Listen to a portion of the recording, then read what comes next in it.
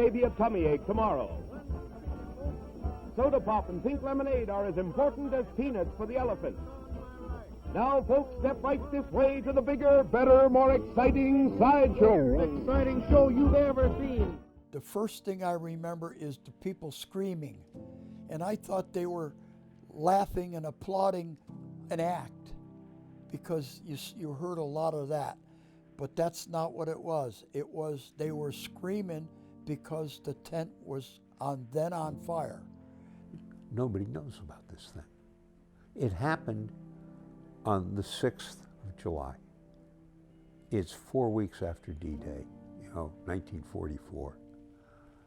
It's the newspapers are full of the invasion. I mean, we're having men killed overseas, women, in huge numbers, unfortunately. When the Murrah government building in Oklahoma City was bombed, I think it was 170 people were lost, 170 plus were lost, which is the first disaster of that type since the fire here. I mean, that was earth-shaking, nation-stopping. Here's 168 in a spectacular conflagration, not a bomb blast, but a spectacular, visibly, and pictures of it available. And the world hardly knows about it.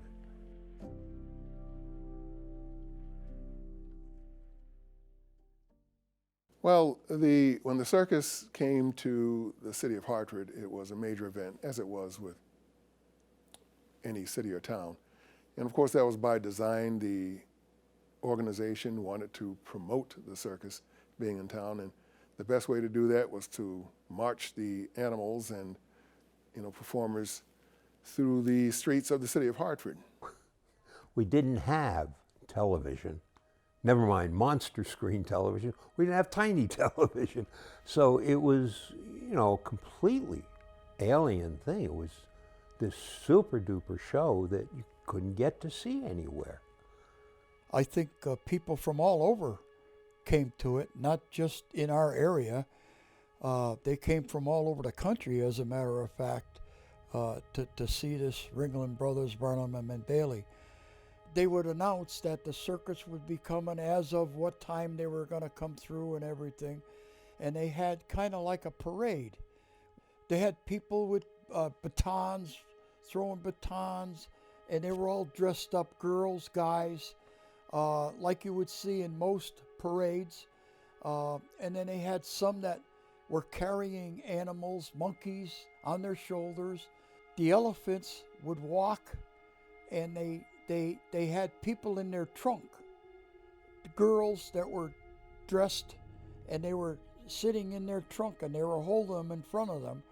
And it was like you would, I've never seen anything after that like that. We walked onto the circus grounds, and even though we live on the shore, it was more humid there than it was at home. It was very, very humid and very extremely hot. It was an enormous tent. The whole place was crowded in. I now know that it was what they considered to be a very small lot to put the whole circus in. And the tent itself was just massive. It went, particularly once we got inside, it went up and up and up. And picture a small football field with bleachers completely around it, maybe the size of a high school football field with the same amount of bleachers around us. And that's where you sat and watched the performance in the middle of the tent. Both cat acts, because they're timed together, both of them had finished. She was a little late. She was just finishing and starting her cats out through the steel gridded runway to take them out onto the bleachers on the other side. And the Wallenda troupe, the Wallenda family high wire artists, had just gone up. They were up, as a matter of fact, there's a little platform they stood on, and one of them was here on one side of the tent, and so the others were all on that side. And While they were up there, my cousin Eddie had said, look, and he was pointing up to the left, and there on the top, off to one side on the big top, was a circle of a big scorch mark, and a red rim on the inside of the scorch mark, and then a black center to it. Like a piece of paper looks like if you hold it over a candle, and it begins to burn through. At first I saw black smoke and didn't know where it was coming from, but then because I could see the whole tent, the whole big top of the circus, and then I saw the flame, and the flame was going this fast. This is as fast as it went, and the whole big top was gone. It was burnt. That entire top was gone in 6 minutes. The fire was over in 6 minutes. An amazing thing, 400 feet long, 450 feet, 200 feet wide, 7,000 people, and in 6 minutes the fire is over. But everyone who could see the ball of flame said that it started out relatively small, about approximately 8 feet up, that they could see. And it quickly rose to the top, and the top of the tent was waterproofed with paraffin waxed and thinned with gasoline. Unfortunately, there weren't firefighters present, and even the extinguishers that were on the premises weren't readily available, so the fire did spread very quickly. For me, the next thing was that my mother had taken charge of us and turned us away from going down, which many people were doing, going down to go out through the entrance where they came in. We were maybe a third of the way in from the entrance, down the side of the tent. She took us up to the back, and the flap in back, the big top literally is a canvas roof held up by poles in the center and then all the way around, and then the very edges are the end at the top. The side flaps are separate, and some men had dropped those side flaps, several of them. I don't know how many of those flaps they dropped, because however many they did, they must have saved hundreds of people's lives who could go out over the back. We went up to the back, and my sister, my mother kind of pushed her out, and she grabbed some ropes and slid down, got rope burns on her hands. Then Mother picked me up and put me on one of those little side poles that holds up the edge of the big top, and I grabbed that and slid down. Fortunately, none of the ropes. All of this is going on when you've got extreme heat and true panic. Some people say panic does not occur during a fire. Yes, it does. And by that, it simply means you don't think rationally, you think instinctively, and it leads to serious injury and death sometimes. The people were running out like crazy. They didn't know where to go. They were running into people's houses to try to make phone calls to get help from people. And a nurse happened to come in my mother's house, and a lot of people were in there, and she kind of made my mother's house a medical, I don't know what you want to call it, station or whatever. She was trying to coax my mother into how to take care of some of these people that were coming through. My mother ran out of gauze and tape and Band-Aids and everything she had in the house, and but she started ripping up white sheets to wrap around people that got burnt. And I saw people burnt, their faces burnt, their hair completely gone from fire, their arms were burnt, and people that slid down the ropes, which there were numerous people that come down the rope, their hands were burnt, and it was right through their flesh, and you could see right through their flesh into the inside of their hands. Oh yeah, it was disastrous. Well, first of all, you have to remember many of these bodies were burned beyond recognition. As I said, identification by shoes or something like that.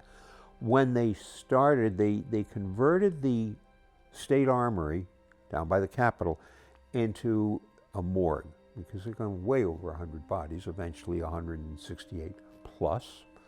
Like I say, they didn't have much rescue people. They didn't have many hearses or funeral homes to take the people. They took, my wife's dad worked for Mulholland's Furniture. They confiscated him and the truck. And there was a couple National Guard trucks, and they were piling bodies on the back of these trucks. They had a forensic doctor there, a coroner there. They had a dentist there who was noting dental stuff, because some people were totally unrecognizable, but the teeth were still there and so on. Taking measurements of people and such. Many were recognizable. Many of them, much of their clothing was intact and so on, or some piece of identification. People lined up outside of the armory because if they couldn't find anyone, they were sent, well, two places. One, the armory, the pictures of lines of people waiting to get in. Every person who came in registered, gave all the information they could about their lost person, and then was escorted through, individually, escorted through where all the bodies were. The bodies were separated, little boys, little girls, women, men. And they would be with a nurse, a Red Cross person or something, and I think a policeman, state trooper generally. So they would uncover those they thought might be. And each one had an identification tag with them, giving salient points, what was available. So they could look at that. They didn't have to pull the cover off and so on. That was done with them, and they worked until, I believe it was after midnight. And then, everybody was so exhausted, they shut it down, opened up again the next morning at 8:30 or so. For all the time that I was a child and a young man in the city of Hartford, we always knew her as Little Miss 1565. No one could identify who she was. And what was most troubling about it is the fact that you could clearly see her face. Why didn't anyone claim this child as theirs? No one could tell. She was burned, but she was also smothered under the crowd. And as a number of people were. But somebody seeing her, if her mother had been not so seriously injured, burns, I think, in the hospital for at that time, probably would have been able to identify her. They looked at various things. I mean, there were some children there who were identified only by a member of the family coming in and seeing that she had on brown shoes that were brand new. But imagine this, a disaster of this type, and you're a parent or a sibling, but you're a parent who has small kids. How can you imagine not claiming this girl, this recognizable girl? And I just think that that's something that, I so hate the cliche, but it tugs at everyone's heartstrings. Somebody had to know her, and it's still on my mind. I don't understand why nobody identified her. Not a school teacher, not a friend, not a neighbor. Nobody could identify this little girl. On top of that, every year after the fire, up until the 50th anniversary of the fire, her picture, the one they were trying to use for identification, her picture was published by one of the Hartford newspapers as a reminder, a commemoration of the fire. Imagine how that feels, particularly if you're a survivor. I mean, here she's been publicized every year, so of course she's going to be in everybody's mind. But on top of it, imagine if you're a survivor of this fire. And you're getting over it. I mean, it's not an easy thing to get over, whether you were harmed or not. And, you know, a year goes by and it's thrown in your face again. And the next year goes by and you begin to heal, and all of a sudden it's there again. And the next year, and you work on this, and you slowly, but at the same time, every year.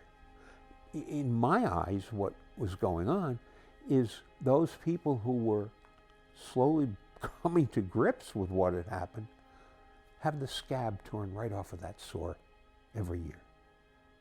There are some things that are debated throughout history regarding the circus fire. And one of the things that's debated is precisely how did it get started. And what I mean by that is the most reliable information that I was able to find is that the fire was started by a boy, actually, 14 years of age, by the name of Robert Dale C.G. And Robert Dale C.G., at the age of 14, ran away from home and literally joined the circus. And he convinced everyone that he was 18 years of age, but he was only 14. And at one point, he actually had an experience the day before the fire was set. He had a negative experience with one of the bosses of the circus, apparently Robert Dale C.G. Caused some lighting equipment to break, and he was smacked across the face as a result of it. And he apparently was so very humiliated by the experience that along with other challenges that he had, including being a bona fide arsonist, he literally set 2 fires to his home when he was between the age of 7 and 14 that caused his family to be displaced. At one point, he was, to the best of my knowledge, imprisoned for arson. Not for the circus fire, however. He was in jail for approximately 5 years, to the best of my knowledge. So he was a convicted arsonist, but once again, he was not convicted of setting the Ringling Brothers and Barnum Bailey Circus Fire of July 6, 1944. However, at one point he did confess to setting the fire, but for some reason it was not taken seriously. He was 14 years old. That has to be taken into consideration. No, I'm not saying he should be found not guilty because of his age, but I'm simply saying it had to be taken into consideration as a 14-year-old arsonist. But he should have been held responsible because it left a lot of things unanswered, and that had to have been very painful for those who lost their loved ones. I would like to see people know what happened and what came from it, and to know about some of the heroism that went on. We lost 168 plus, but that's all. It's terrible that we lost them, but think about the lives that were saved, the lives that went on. I'd like for those survivors to know that our hearts were with them then, since then, now, and for as long as we live. It's something I'll never forget the rest of my life.